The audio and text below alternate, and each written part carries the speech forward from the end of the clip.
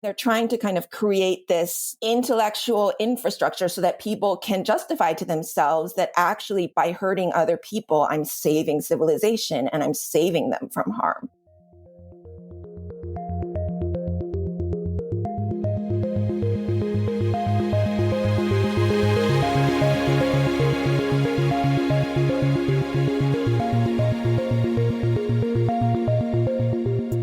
Hello and welcome to Tech Won't Save Us, made in partnership with The Nation magazine. I'm your host, Marx, and this week my guest is Julia Carrie Wong. Julia is a features writer at The Guardian US, and I've been reading her work for a long time, so it was really great to have her on the show. Now, you might have heard recently that Elon Musk has a new enemy, and it is empathy. In a recent podcast with Joe Rogan, he explained that he thinks empathy is an enemy of Western civilization, that it is holding us back and is ultimately going to be our downfall. Now, to many people, that might sound like quite a surprise and quite a wild thing to say, because it is.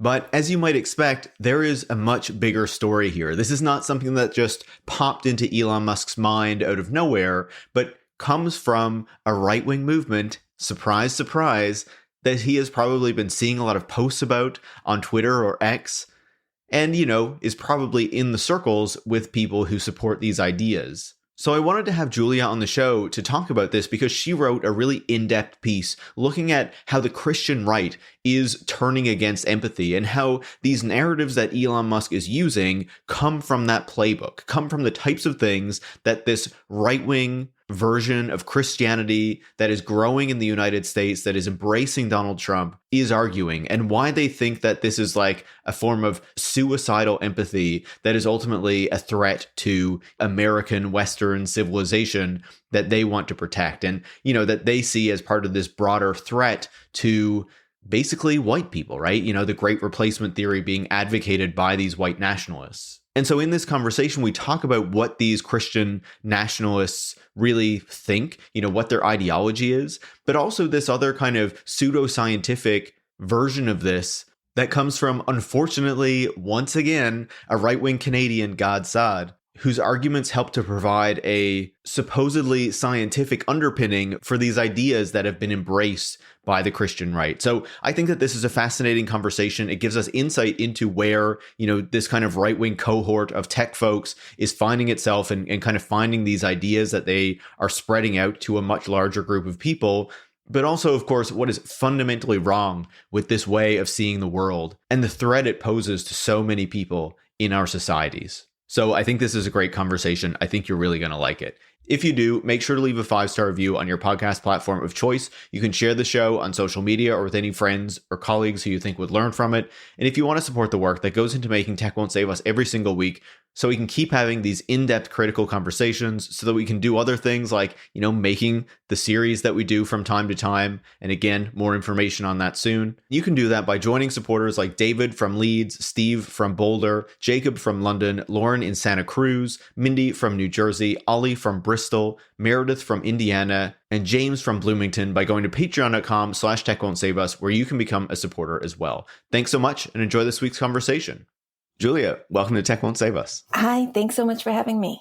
Absolutely. I am really excited to chat with you. I've been reading your work for years at The Guardian, and I'm sure wherever you were before that, and just like a big fan of the work that you're doing. I think it's fantastic. Your latest piece, I think, really hits on a lot of things that people are concerned about right now and seeing the evolution of the tech industry and where it is today. And so I think I just need to start with like the obvious question. Your piece centers around, or I guess takes as a jumping off point, this interview that Elon Musk did with Joe Rogan, where he's talking about empathy as civilizational, suicidal empathy and calling it a fundamental weakness of Western civilization. What was your reaction when you heard Elon Musk saying these things? It's a little bit funny because I have been interested in thinking about empathy as a concept for a little while. I listened to a psychoanalytic podcast, and they had an episode about empathy maybe last year, and it was about kind of taking a critical approach to empathy. And I was very intrigued by that. And it was kind of the scholar that they were interviewing, Jay Davis. She was specifically talking about kind of some of these like neoliberal technical solutions that are designed around empathy, something that the tech industry, with VR got very very invested in, you can do a VR experience and you can really empathize with the experience of a refugee. You can know what it's like to be in solitary confinement through a technological experience. I thought that that was a really thoughtful and interesting way to think about how do we assess the weight that we give to these kind of imagined experiences that we have where we try to put ourselves into somebody else's shoes. And so I actually started working on the piece like a week before Elon did that Joe Rogan appearance, because I had started to see him and others on social media saying negative things about empathy. There was one like tweet that the Babylon Bee guy shared where he was quoting Nietzsche positively.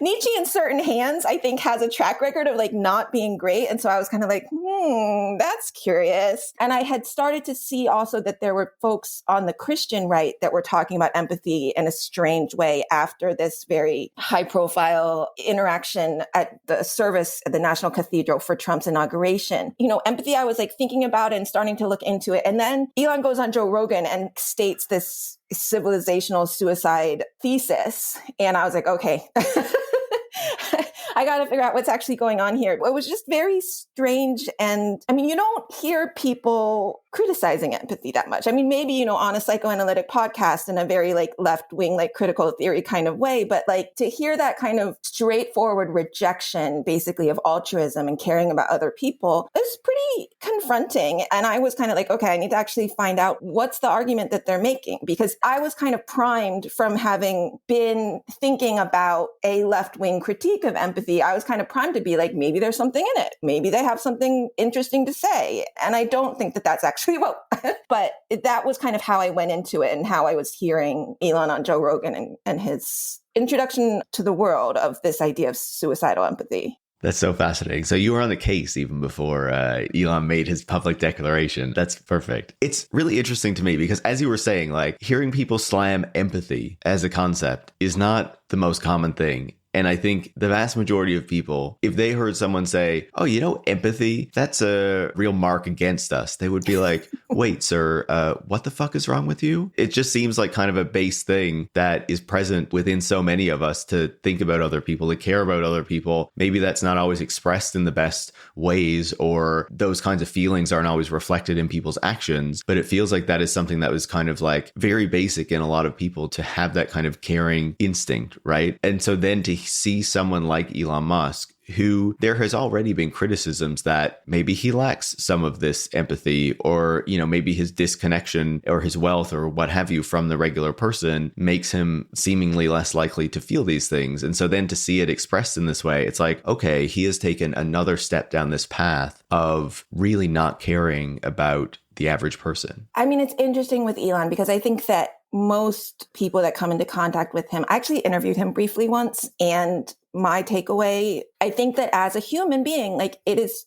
true that he doesn't really have a lot of empathy. I interviewed him about a story that I did about Tesla worker injuries. And so I was describing to him the findings of an investigation that I did that was about workers in his factories who had experienced life-altering injuries that meant that they couldn't use their hands, that they couldn't lift their arms, they couldn't do their hobbies or care for their families in the way that they had previously been able to. These are injuries that are preventable. Right? Like the auto industry in general has really huge advantages in ergonomics as far as figuring out ways to run a factory that does not result in debilitating and disabling injuries for your workers. So I was pushing him on that issue, and his response was just entirely self-focused. He was like, I suffer more than anybody else, and I put my desk in the factory into the most uncomfortable corner. It's like the story of him sleeping in the factory with the production house stuff, right? Which is like, nobody asked you to do that, dude. Yeah. A.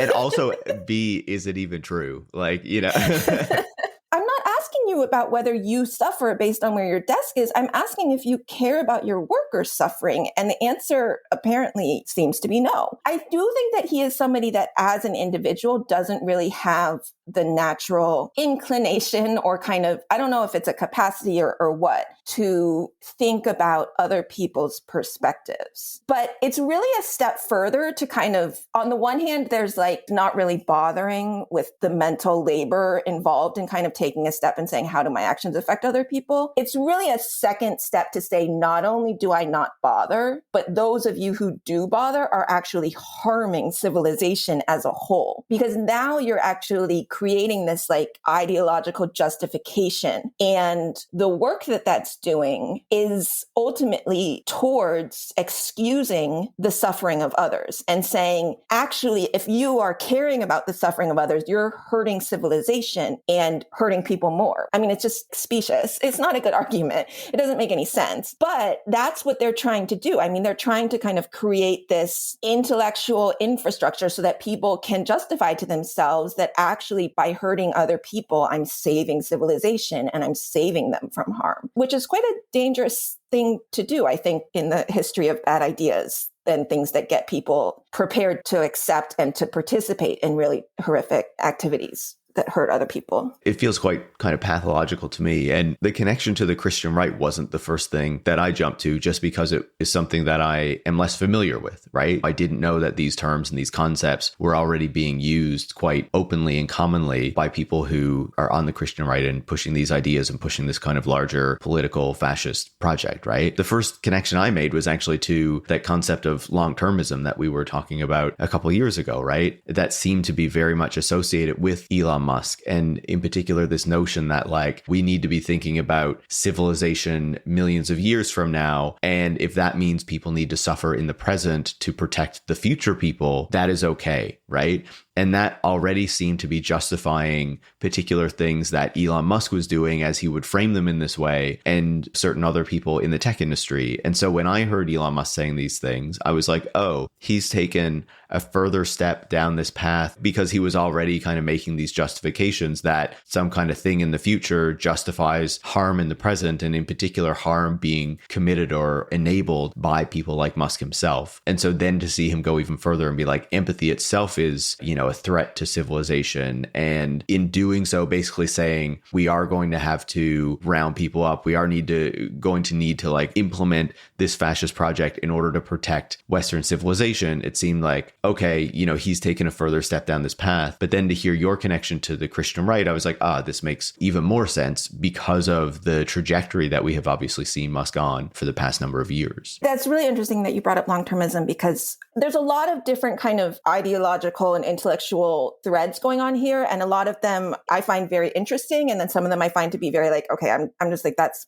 very pseudoscientific and BS-y. But in 2016, I think that like it would be fair to say that there was a certain idea of empathy as a very powerful, positive political force that was really embodied by Barack Obama and his style of politics. He spoke explicitly about empathy being this force that was needed in politics to create a more just society. And that kind of was all happening at the same time that there was a huge amount of enthusiasm in the science world and in kind of like the popular science press around the idea of mirror neurons, which were this type of neuron that kind of responds both to somebody doing an action and seeing somebody else do an action. So the theory was that somehow the act of empathy was encoded, in our neurons. And there was a ton of science that was done and books that were written about how, the science of empathy and how this was all baked in. And that really hit a peak around 2013 and then started to trail off. And as we were moving into, I think, this broader political backlash against Barack Obama and against multiracial democracy, we also see a backlash against that kind of like very positive and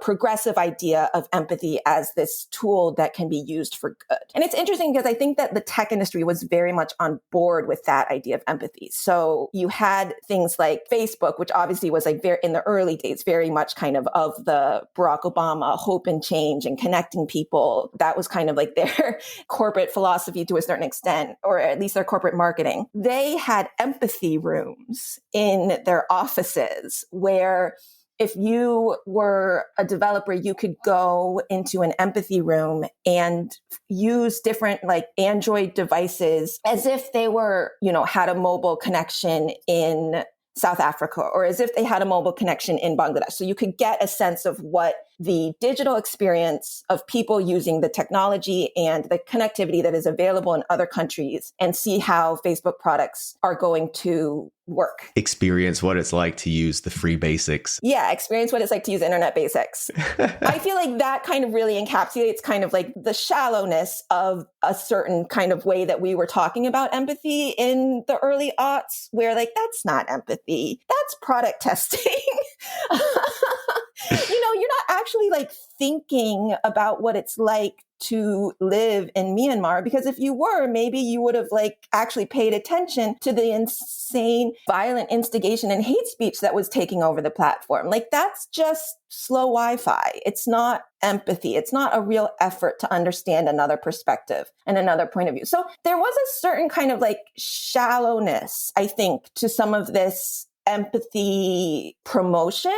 And there was a certain level of backlash to that. So in 2016, there was a book published by this Yale professor, Paul Bloom, called Against Empathy. And he was kind of making the effective altruism case against empathy. And so this, I think, kind of really fits with your long-termism. Like, his argument basically was that empathy is not necessary to altruism, that we can make rational decisions about doing good. And it's better to have those not be influenced by the emotions that get involved with empathy, because empathy it's a complicated thing, but it's partly affective. And as far as like sharing emotions, it's also partially cognitive as far as imagining yourself in another point of view. So he kind of is arguing that the affective parts of empathy are subject to manipulation and not actually making rational decisions, that something like effective altruism, which is very closely tied as a movement to long-termism, is a better way. And so that was kind of one stream. And I think that there are obviously a lot of people in the tech world that got very into effective altruism and into long-termism. I do think that what Elon Musk is promoting is different from that. He is not just saying we should not take our emotional reaction to people's suffering into account when we're making rational decisions about how best to prevent suffering. He is actually kind of, with the help of this Canadian marketing professor who is heavily influenced by so-called evolutionary psychology, he has glommed onto this idea that empathy is in fact kind of an anti-evolutionary and anti-adaptive thing that is at odds with our evolutionary progress as a species. And this is where things start to get very, very eugenicist very quickly. When you start talking about stuff like this, the ideas that are being pushed by Gad Saad, who is he's a big figure on Twitter and has kind of this very public bromance with Elon Musk. And he wrote the book that kind of popularized this idea of the woke mind virus that Elon and others are so obsessed with. He's taking it a step further, because he's not saying that we need to be rational and not manipulated in how we do our altruism. He's saying having altruistic feelings towards anybody that's not blood related to me or part of my, he's not saying race, but he's saying part of quote unquote Western civilization, that is evolutionary disadvantageous and therefore wrong and must be kind of jettisoned. It's a very circular argument, because he both says this is just how things are. This is evolution. People care more about the people that are like than they do. But he's also giving it kind of like this normative level where he's saying, and if you do care about other people, despite your evolution, so-called evolutionary programming, there's something wrong with you. You have a woke mind virus. I think that like as an argument, it fails on every level. It is based in pseudoscience. It is racist.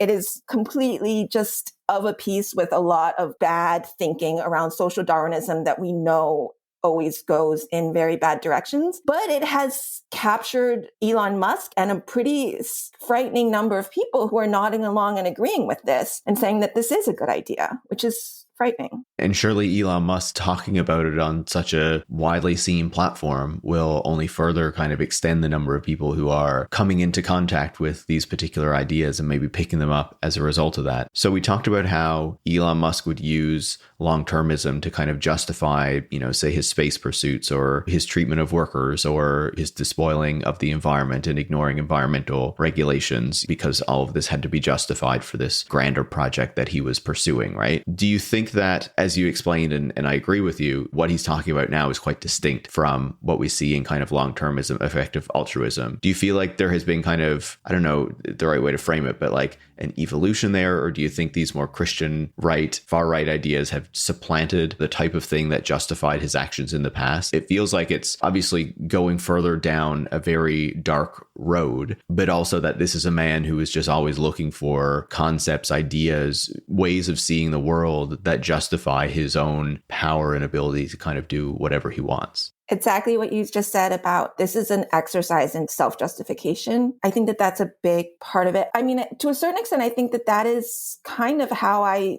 think about the long-termism stuff. There's a lot of smoke screens, right, that are keeping us looking at a distant horizon with Mars, or this like grand, frightening idea of the end of Western civilization. But in reality, in the here and now, what's happening is that a 38-year-old dad is being ripped away from his family and deported. And if you can keep people looking at Mars, I think it's easier to keep them from looking closely at what's happening in El Salvador. But I think that the kind of these two things, like, they're being instrumentalized in furtherance of a project that is creating mass suffering now. It's a common tactic, I think, of fascism to create this kind of phantasmagoric threat and something that is existential, and the Nazis, of course, is ruining the race, the Volk, the people, and their connection to the land. That doesn't really work in the current situation. So it's Western civilization is playing the same role. And instead of having Jews be the people that are threatening Western civilization, there's a slightly broader mix of the enemies to quote unquote Western civilization. But it's basically kind of, I think, doing the same thing, which is kind of focusing people's anger and passions into justifying things that are not justifiable, which are just, destroying people's lives and causing unnecessary suffering in the here and now. Very well said, I think. And so I want to pivot now to broader ideas discussed in your piece. And you started to lay some of that out there in talking about Gad Saad and what he has been promoting, these notions of suicidal empathy and things like that. And I guess since you already brought him up, my question would be, do you see him as completely aligned with the ideas that we're getting from the Christian right more generally, or is he distinct from that? I think that part of what's interesting about the anti-empathy movement, such as it is that there's two very distinct threats. One of them is coming from the hard Christian right. It's evangelical, and it's being led by this guy, Pastor Joe Rigney, who is closely associated with another pastor, Doug Wilson, who they're Christian nationalists. They are explicitly very misogynistic, very anti-LGBTQ, very anti-trans, hugely anti-trans. And they have an argument that is based on scripture level. I'm not an expert on Christianity in any way, but the argument is kind of, empathy as a word and as a concept is just over 100 years old. We think of it as being this kind of like essential part of the human experience, but it was only invented as a concept in the late 19th century, and it was only given an English word in the early 20th century. So before that, there was compassion or sympathy or pity, which are all things that are in the Christian Bible are big supporters of. My understanding is part of what the Christian argument against empathy is to say that empathy is different from that. It's not just compassion. It's not just sympathy. It's something modern and new that's slightly weird. And it is something modern and new. Like, it came out of modernism and it was actually people who study aesthetics started to wonder, what is going on if I have a weird swoopy feeling when I look at a painting, what is that? And that they started to identify that feeling as empathy. And then from there, the concept kind of goes on this like interesting intellectual journey of people trying to probe and understand and define and quantify in some cases this aspect of subjective experience that is very, very difficult to put your finger on. Like parts of it are, as I said, like affective. If somebody else's mood affects yours, it's a strange experience to suddenly like feel differently because somebody else is feeling differently. What's going on there? Like, how are they influencing me without me agreeing to it? And that's something that we think of as being part of empathy, but then also the mental imaginative leaps that people can make. And I think that people should make to just try to imagine themselves being in another person's perspective.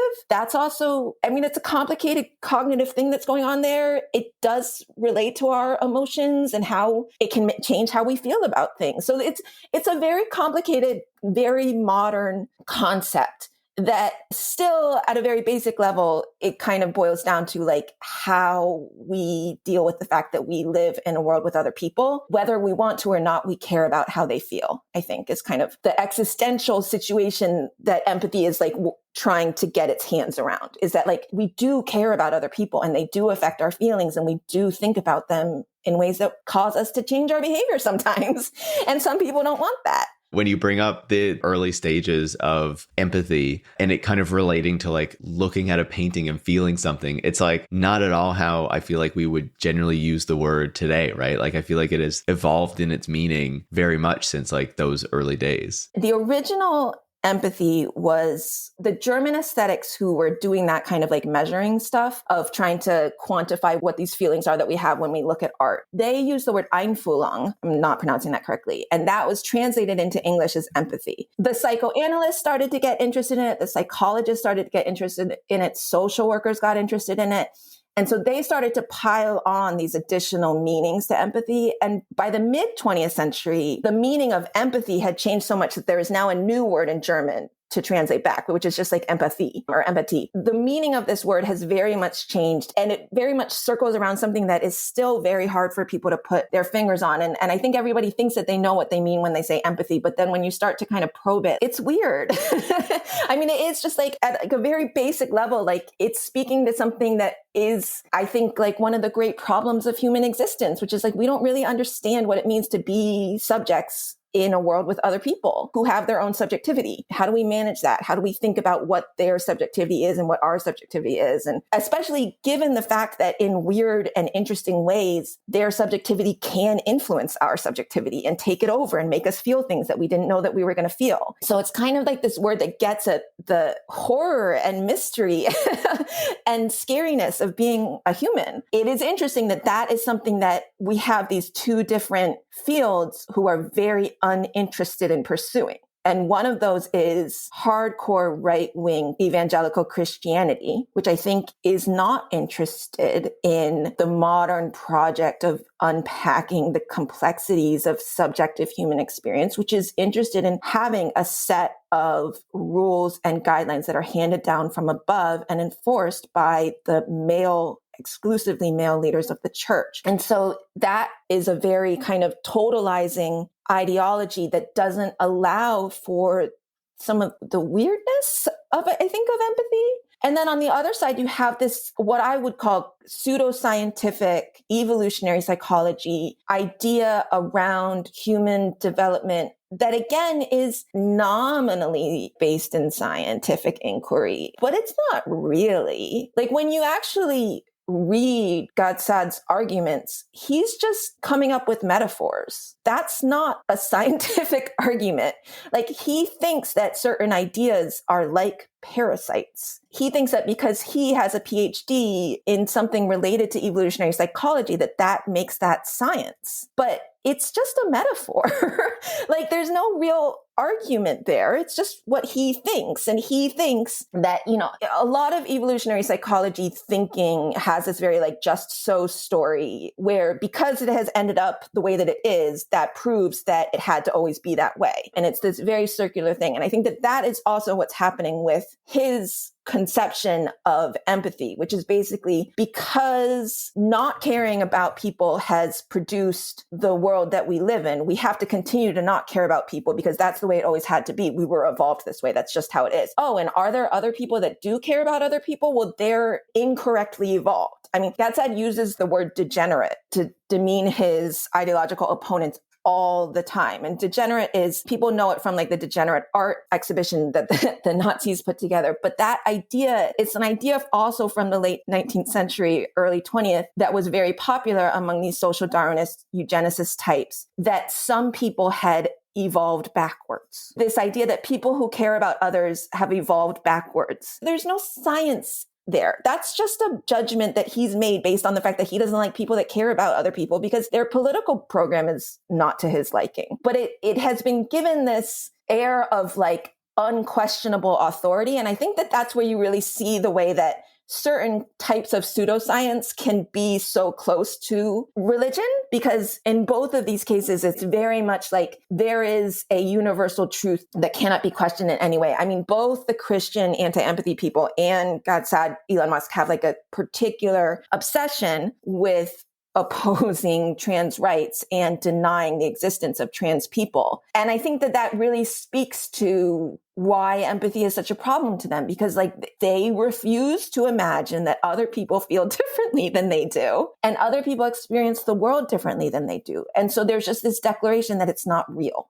And that it can't be real. It's common sense. It's science. It's biology. It's God's word. You know, it's all of these things that just end the conversation instead of just curiosity or interest or saying, oh, like that's different from what I have experienced. Tell me about it. You know, it's a very kind of anti-intellectual approach that I think we're seeing on both sides. Yeah, you know, it's very closed-minded. It's my way, and I will never accept that something else might exist in the world that is different from the way that I currently see it. And like you're saying about the arguments that he's making, in the sense that like he can declare these things authoritatively and then sprinkle some like scientific words and some papers that he's citing around it to make it seem like it is like legitimate and should be taken seriously. But that doesn't mean that that is the case just because he happens to believe that this is the way the world works, right? I wanted to pick up on more of like the Christian right side of this, because we've been talking about, you know, Gadsad and that kind of pseudoscientific side of it quite a bit. And when I encounter these types of arguments, and you know, you kind of started to talk about this earlier, but we know that Christianity has been involved in justifying some pretty despicable things within its history, right? Like nobody is ignorant to that fact. I'm not an expert on Christianity or the Bible either, but I feel like these ideas about like caring for your fellow man and stuff are supposed to be kind of like important tenets of this faith, even if they're not always observed to the degree that you would expect. But I feel like when you look at these Christian right folks or these evangelical Christians who are espousing these ideas in the United States, who are so firmly opposed to empathy, it feels to be in significant contrast to, I guess,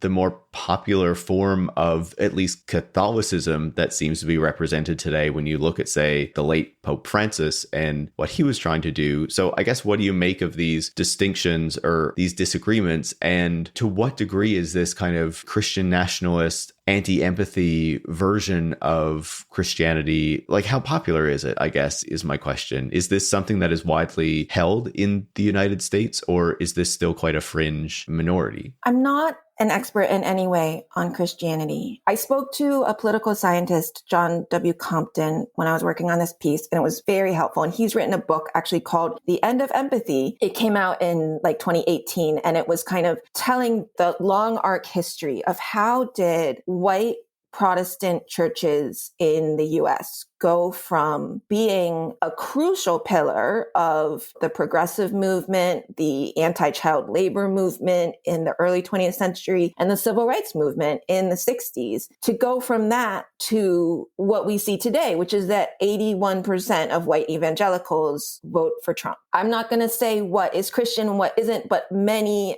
many kind of Orthodox Christian down the line people will say there is nothing Christian about Trump's persona, his behavior, or his policies. What Compton said was just, from a standard Orthodox reading of the New Testament, you are called on to love your neighbor. You are called on to welcome the stranger. You are called on to treat others the way that you want to be treated yourself. Like, this is the bedrock of the moral order. And so it is very strange. And I think it's rightfully people are asking questions like, what the hell is going on here? His argument, which I think is really interesting, is that through the 1960s, basically, the mainline Protestant churches, so the non-evangelical Protestant churches, had a huge influence over, white American social life. And entree into middle-class respectability was very much membership, and activity in your local church was very much like that was a requirement of it, which meant that the churches were kind of able to exert a pretty strong influence over people's politics and over keeping the social mission central to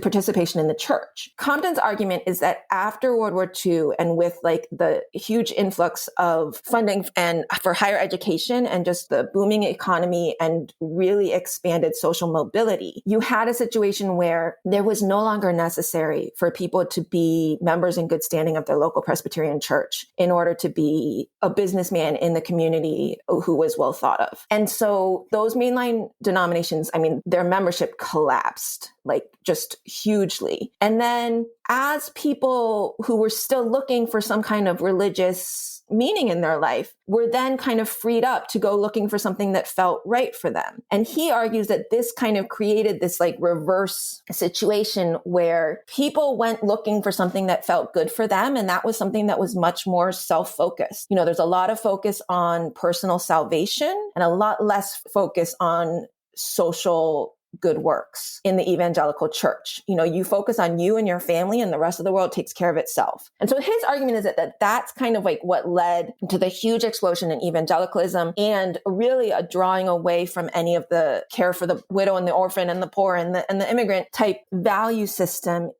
among white American Christians. And I think that is something that have been seeing get consistently further and further to the right.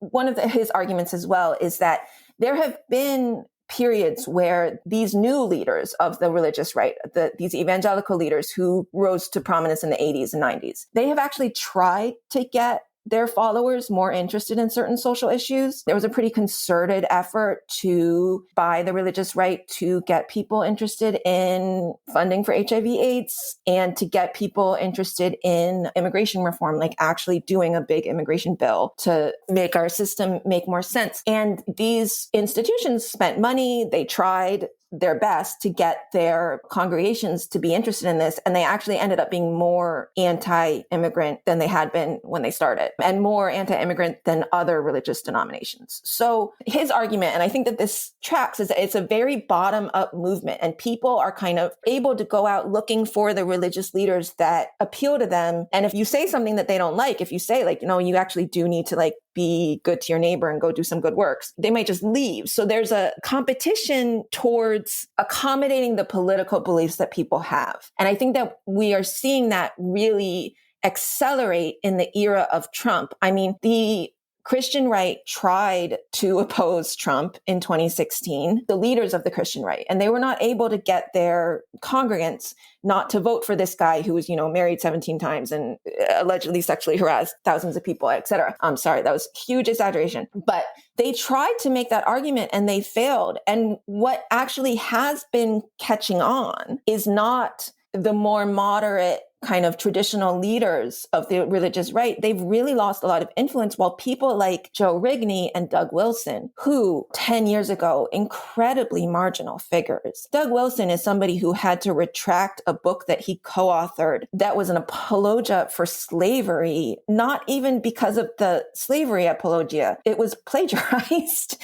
These are really fringe characters building this like Christian nationalist theocracy in Moscow, Idaho, but they are promoting ideas that chime with the general concept that you can be a Christian and still support Trump. And not only can you be a Christian and support Trump, but you're a better Christian than these other Christians that don't understand that actually empathy is a sin and that actually the things that they are doing that prevent them from supporting Trump are sinful in themselves. So again, it's like all about justification of where you want to be in the first place, which is embracing a political movement that is enacting mass suffering on people based on them being different. Everything that the Trump administration is doing, just horrible. No, absolutely. And just to be clear, when you said Moscow, Idaho, we mean a town in Idaho called Moscow, not Moscow, Russia, and somewhere in Idaho. But yeah, I think you're completely spot on with that. And it's fascinating to hear how that expert you spoke to kind of lays it out, because it sounds quite convincing, that argument, right? And now we're at a point where, as you're saying, we don't just see these like growing congregations of evangelical Christians who have these right-wing beliefs, but they are not just backing Trump, but now his like kind of second in command is this extremely right-wing Catholic, to the degree that he converted to Catholicism in 2019, J.D. Vance, that is, of course. And while Pope Francis was alive, we would even see him kind of speaking out and kind of pushing back on the ways that J.D. Vance was framing particular Christian orthodoxy, or whatever you want to call it, these particular arguments or pieces of the Christian religion that J.D. Vance would be wielding to justify the right-wing program and policies of the Trump administration, deportations and things like that. And you would have these rebukes coming from the Vatican being like, that's not actually what this means. And it was like really wild to see that, but you can see the power that this movement has gained, at least in the United States in particular, where it is like firmly entrenched in the government at this point. I mean, the J.D. Vance version of anti-empathy is very interesting. And it's not, I'm probably going to say this wrong, but so it's a concept called Ordo Amoris. So it's Latin for like the order of love. It came up in medieval Catholic theology. And the idea was that first you love your family, then you love your congregation, then you love your community, then you love your nation, then you love the rest of the world. And that was the proper way to order your love.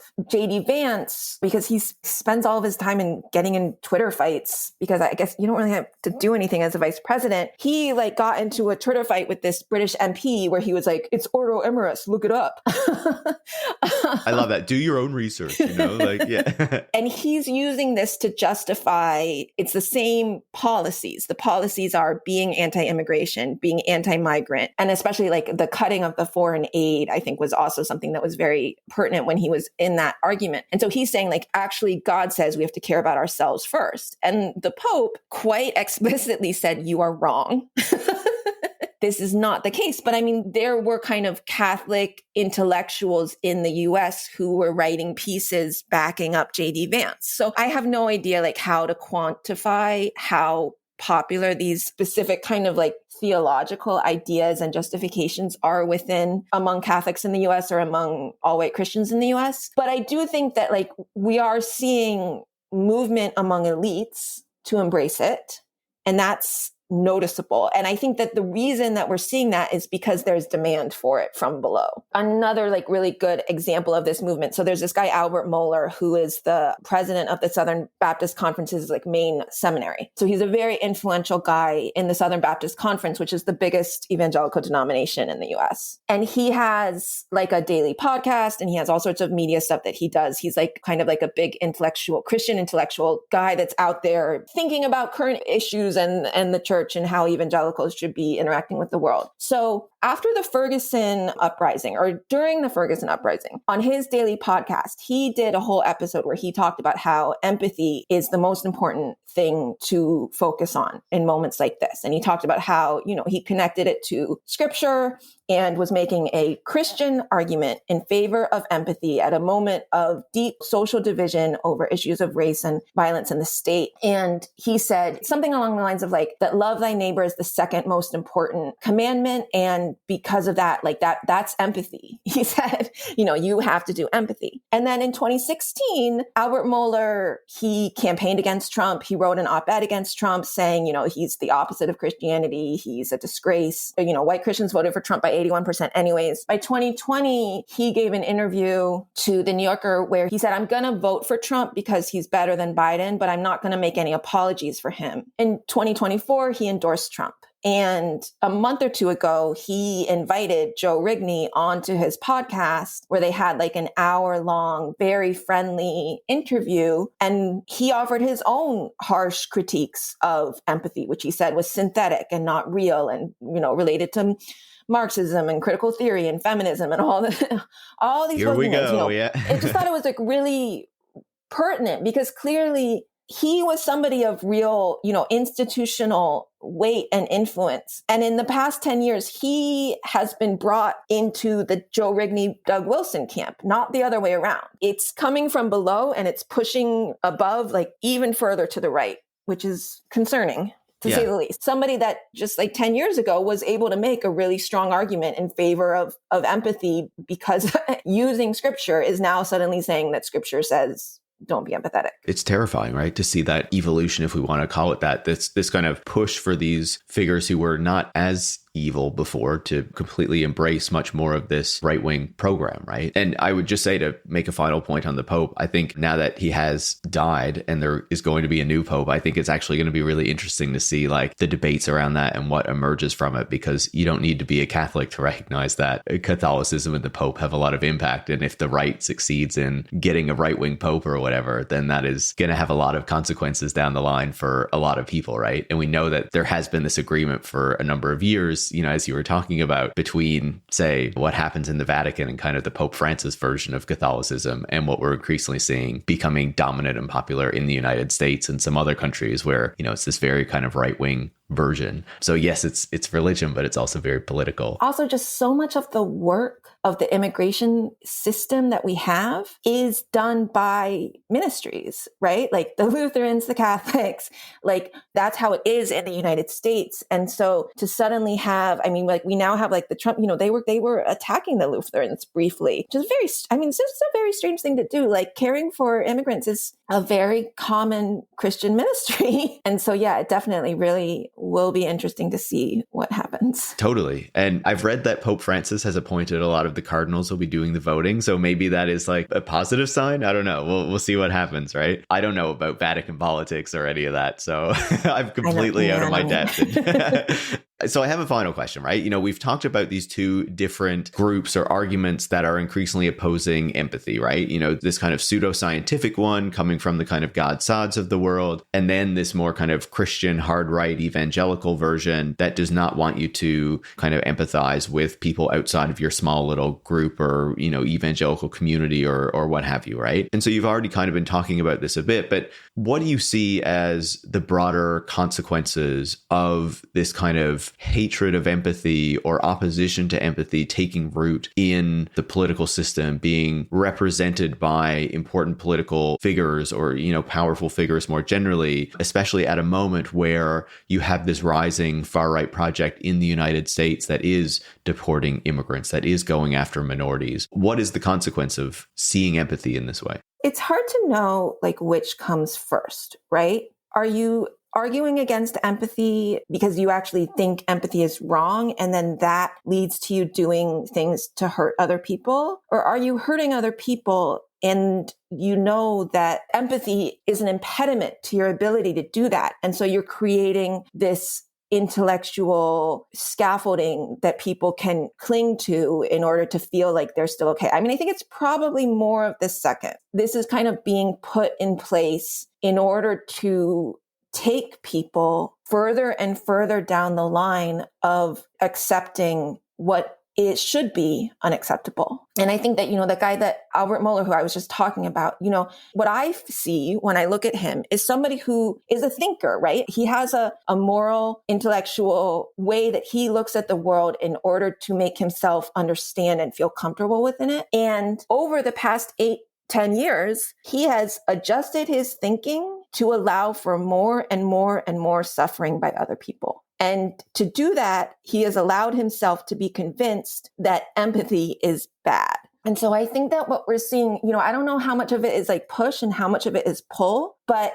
I really see this as being part of a project of enabling fascism. People ask, like, how did ordinary Germans get to the point where they were okay with genocide? How does any society get to a point where people are okay with treating their neighbors with the kind of horrific inhumanity that we are seeing, from these ICE raids and from these detentions and disappearances? So I think that this is an essential part of it. The night before he invaded Poland, Hitler had a big meeting with his generals and folks, and he gave one of his big, rousing speeches. And my understanding from the translation is that a big part of what he was saying was that you have to harden your hearts, harden your hearts, harden your hearts. I think that people naturally and not necessarily willfully, I think that most people do possess empathy. I think that we care about other people. It's not always our choice to care about other people. Sometimes it's against our choice. I don't necessarily always choose to feel really upset on behalf of other people, even though but it happens anyways. It's not something that we have total control over. And that's difficult. It's part of the scariness of being human, is dealing with our emotions and dealing with the fact that we are a social animal. We have to live with other people and we care about other people, whether we want to or not. I think that this is kind of a broader project to teach people to ignore that voice, or to ignore that part of them that says, oh, I'm not okay with taking a mother away from her kids. I'm not okay with taking a dad away from his kids. On the one hand, it's terrifying because I think that they are having a certain amount of success, and that's clearly they are having a certain amount of success. And you can just look at the fact that there's been a genocide going on in Gaza for the past year and a half. And a huge amount of success has been had in getting people to not pay attention, not listen to the part of them that says there's something wrong going on here. At the same time, I also, I do believe that they're fighting against something that is real and that is strong, and that we can and should cultivate and emphasize and kind of try to use, because caring about other people, I think, is good. And it's difficult because there's so much suffering going on unnecessarily right now due to the policies and the actions of the Trump administration. And it's not good that that suffering is happening, but it is good that people will respond and care about it. And I think that we need to encourage people and try to take that caring and bring them into saying, we don't have to do this. We can live with each other, and we can figure out a better way of living with each other that doesn't involve brutally ripping families apart and using the border as a means to exact pain and division. The reason that they're going after it is because I think that at a certain level, they recognize it is what could be their undoing. But we as people need to really go for that and push on that and use it to our advantage and try to keep reaffirming that we care about other people and we're not going to stop. There's nothing to be embarrassed about. And you have to that is a politics that is not, a politics of death and fascism. It's very controversial of you to say that empathy is good, actually, but I appreciate you doing it on this forum. Obviously, I agree with everything that you said. I think it's so important that we understand what is going on here, right? But that we're also able to push back against this attempt to further dehumanize so many people by trying to revoke or diminish the amount of empathy that we feel for other people who are not just in our kind of immediate communities and things like that, right? Julia, it's been really fantastic to have you on the show. Keep doing the great work that you're doing over at The Guardian. And thanks so much for taking the time. Thank you. It was really a pleasure to talk with you. Julia Carrie Wong is a features writer at The Guardian US. Tech Won't Save Us is made in partnership with The Nation magazine and is hosted by me, Paris Marx. Production is by Eric Wickham. Tech Won't Save Us relies on the support of listeners like you to keep providing critical perspectives on the tech industry.